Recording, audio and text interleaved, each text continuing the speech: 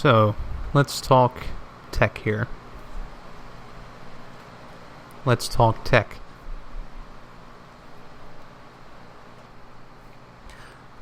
Today I went to cheer on and support the River City Flippers at the first Isley Brewing Company Triple Strike Tournament, and I ended up participating, and I actually did pretty good. I didn't get my first strike until I was 4 machines in, and I got it battling my buddy Clark, so can't ask for much more than that.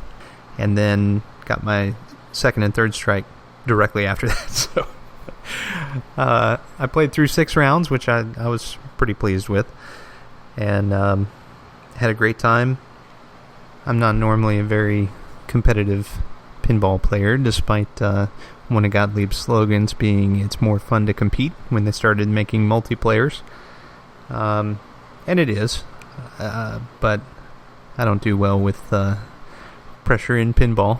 But I've got to say, I had a very good time, and I'm thinking if they do it again, I'll bring some EMs, and I may have someone look up the legality of putting a bingo on free play and having it in a tournament like that. I think that would be great fun. But just wanted to give a quick shout out to the River City Flippers and Taylor VA and Boo 32 as they go by on the Pinside forums for putting this on, along with some other buddies of mine who brought machines, and a good time was had by all, I think. So thanks again. So moving on from that to a correction, I have a friend who was out at the VFW for the weekend, and they had their annual show, or semi-annual, and he let me know that Penny Pitch, which is one of his favorite games, I misspoke about it on my EM Arcade Games segment, so he shot me a little video and told me that I was wrong on that, and so I wanted to give that some airtime as well. Penny Pitch is the one, if you'll recall, that has backlash animation of a penny being flipped from left to right and right to left, depending on which player is playing. It's a 2-player head-to-head arcade game, and there's a big metal wheel which sticks out from the cabinet, and you spin it until the penny goes flying from one side to the other by use of this backlash animation. Well, I had stated that it's supposed to land in the fountain. I was totally wrong. It's supposed to land on a crack in the sidewalk in front of the other player. And if it does, you win 3 points. And if it's right above that, you win 2 points. And if it's one above that, then you win 1 point. And there may be other spots where you win a point along the way, but your goal is to have the penny lay flat on the sidewalk in front of your compatriot. So apologies again, and I'll try not to speak out of turn if I can help it. So, for today's segment, I wanted to talk about one of my favorite toys on a EM pinball machine, and that is the Roto-Target. Now, the Roto-Target is pretty simple at first blush. It is a spinning target which contains multiple targets, and depending on the face which is presented when the ball is struck, it will do something different, like award a separate set of points or do something entirely different. So in certain games, the Roto-Target had certain positions masked. There's a maximum of 3 positions which are displayed above the playfield at any given point on a typical Roto-Target game, and this is on the vertically oriented Roto-Targets, not the horizontal carousel style. So those three positions will provide different point values when struck, typically.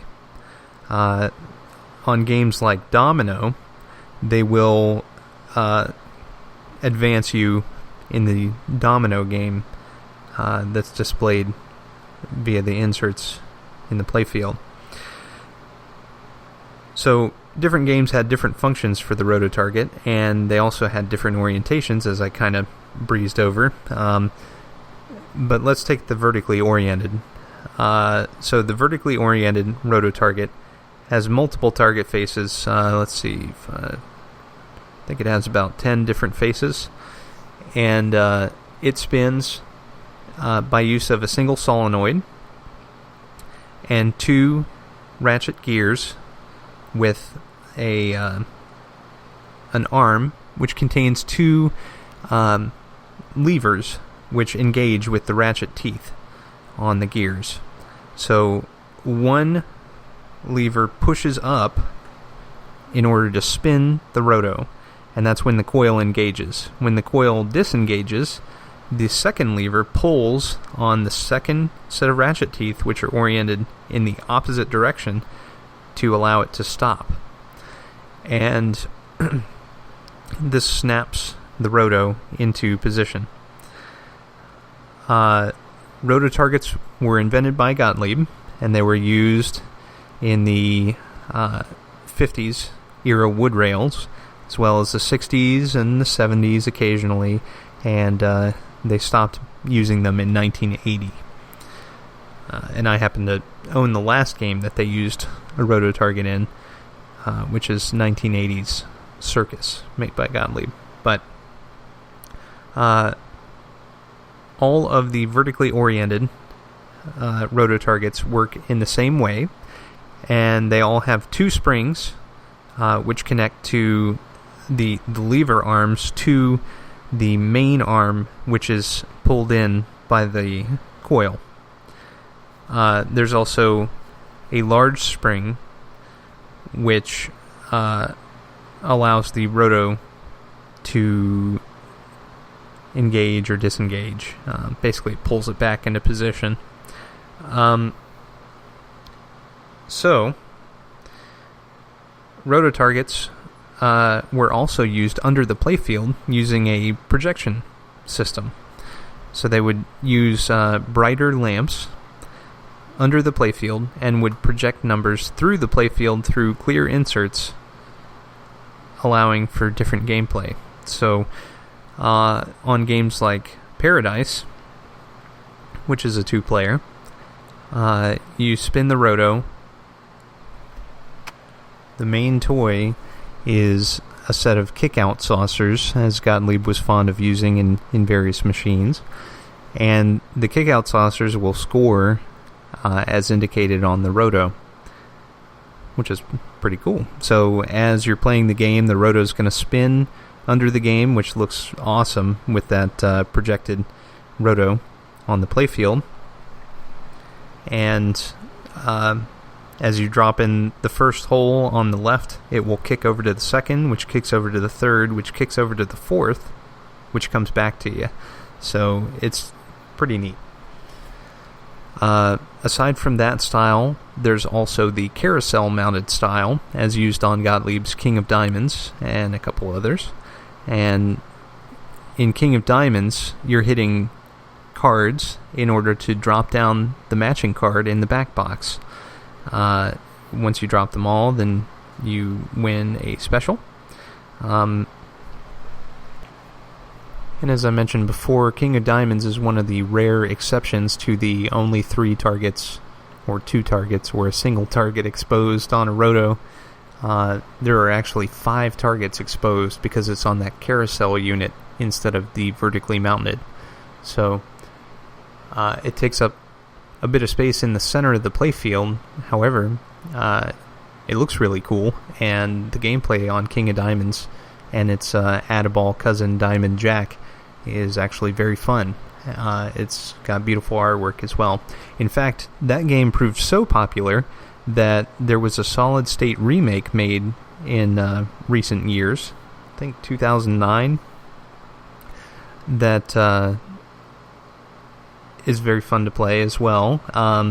You can actually play up to 4 players in the game Remember State, because it's solid state, between each player. The original King of Diamonds, of course, was a single-player classic Wedgehead. But yeah, this retro remake only has a single-player score reels, but it'll flip to the appropriate score between each player. What's really unnerving is the attract mode, though, in that solid-state King of Diamonds, because the reels will spin in opposite directions during the attract, which is kind of frightening. But that's a fun game to play, regardless of vintage. Fun game's a fun game. So, Roto-Targets are easily one of my favorite toys in any EM, and I certainly wish that they carried on to today. However, they take up a lot of real estate, and I'm sure they were very costly, so there's typically, a few stand-ups and those kinds of things on games, but not really a whole lot of costly stuff aside from that. At least that's the way it seems from this uneducated simpleton here. But at any rate, let's talk tech. So what can go wrong with a Roto? Well, your basic thing is that it stops spinning. Now, Rotos are typically fused, which is a good thing, because the coil, if it gets locked on, will melt. And then you'll have a big mess of disassembly. But if it's not fused and it stops turning, it's best to shut off the game and investigate why. Now, the Roto is controlled either by a relay and or a switch on the score motor. So it's important that if your score motor's turning, that switch is getting actuated. It's also important to investigate your schematic for your particular game and figure out exactly how the Roto spins. There can be a relay or not. It could all be actuated by a single switch.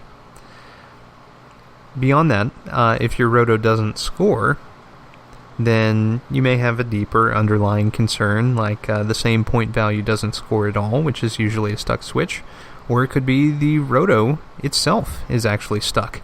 So the first thing to try is put that face in a different position and see if it makes a difference. And then beyond that, take the Roto disc off, which unfortunately requires a bit of disassembly, but it's not too bad. You simply have to remove a triangular face and then pull the target unit out and just investigate. See if there are little metal brackets behind the target faces, which allow them to spring back and hit the contact, but then go back to the appropriate position. So it could be that that's been deformed just from being struck by the ball over and over and over and over again. So that may require a little bit of bending. Or you may have to bend the target face itself. Just look at its neighbors and see if it matches in orientation. If not, just a little bit of light bending will do. Just like when adjusting a switch, you don't want to go crazy overboard and bend the heck out of it. You just want to bend it a little bit, because least of all, you don't want the target face to actually snap off. That would be very bad. Now, the other thing that can happen is that the target faces will wear down. I've never seen a shipmates that didn't have worn down targets. For example, a King of Diamonds, an original one that didn't have worn down targets. So PBR sells repro target faces, but you have to drill out the rivets and put them back on. Now, I believe you can mail your Roto unit off to PBR to have that done for you for a fee. I may be wrong and thinking about just stand-up switches that they'll re-rivet for you, but the rivets used on a Roto are an odd size. So another popular thing to do is to reface the Roto-Targets with decals. And these decals will wear, of course, differently than the enamel paint that's on the Roto initially. The decals should have some kind of protection over top of them. Some people put Mylar.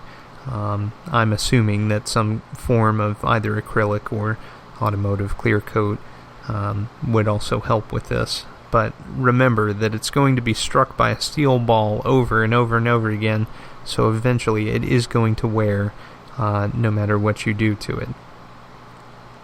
The Mylar should help the best.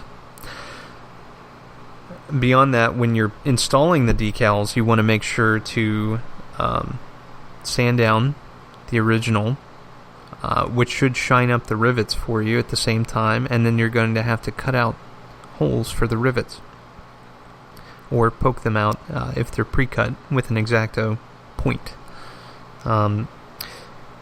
So, if you have a carousel style Roto and it's not scoring appropriately, then just take the plastic covering it off and look down from the top and see if any of the switches are stuck closed. Remember that only the ones which are actually facing the player have a backing which allow them to score. So if a switch is misadjusted and spinning it out of the way fixes the problem, then the solution should be pretty obvious there. Again, you're just going to have to bend it as needed. So, that should cover pretty much everything with a Roto. They, as I say, are relatively simple, and I really enjoy any game that I play that has a Roto, but I'm an oddball, and I like gobble holes and a variety of other really unpopular EM inventions, so you may not, and that's fine.